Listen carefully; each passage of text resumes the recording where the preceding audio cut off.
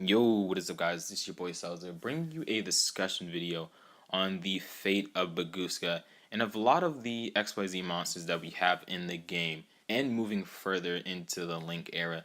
So let's get started. We know that Bagooska is one of the best cards in the game, being like really easy to summon. It's really strong and powerful, but with the conditions of like Link monsters can't be in defense mode. It's really easy to get over, and like there's a lot of other better like XYZs you can put into the extra deck that can play either offensively, things like Castell, maybe even like Tornado Dragon, or you could play something defensive like Abyss Dweller or maybe like Carnagorgon, and just other cards in general that could probably be better in some different like matchups. But I think like Bagooska overall is probably the greatest one we have in the game right now currently. But as we move further into the game, Bagooska is not really gonna be that good anymore. And that is what I wanna bring to you guys is that Bagooska, he will kind of fade out. And why I say that is because like Bagooska is like super easy to get over. A kaiju can get over a dark hole. Like summoning a monster, you could just easily summon like a monster like unaffected.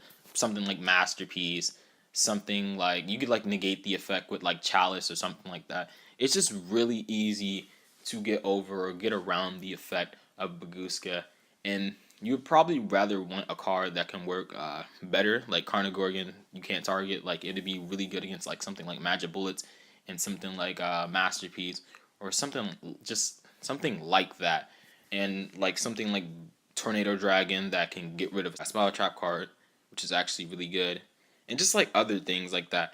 And another thing is that Link monsters, they obviously can't go in defense mode. And you know, as we move further into the Link era, I know I've been saying that for like I said that like so many times, but like Link monsters are just, they're so powerful. And as we've seen, like Kriston Needle Fiber is just a really broken card. It's easy to get out on the field, even with like Bagooska on the field. You could pretty much out like an entire board with just one card, and that is why I feel like Bagooska is just gonna kind of fade away as we move further on. Now, what is the actual fate of Bagooska? I kind of don't know. Like, it's really good in some situations, but it's just really easy to out, and that is what I feel like is the downside of like the biggest downside of Bagooska, especially as we get better Link monsters. Now, we don't really know when we're going to get really powerful Link monsters, or like so many like Link monsters to the point where we're like the whole extra deck is gonna be dedicated towards like Link monsters. Maybe we have like one or two, or maybe even three like Fusion, Synchro, XYZ. But Link monsters are probably just gonna take over the extra deck, and that is why I feel like a lot of XYZ cards in general are just gonna be like scraped out of the extra deck. Synchro monsters gonna be scraped out of the extra deck unless you're playing like a synchro heavy deck and you're just like splashing in things like Needle Fiber and the Romage Link monster. So that is what I think about like Bagooska in general.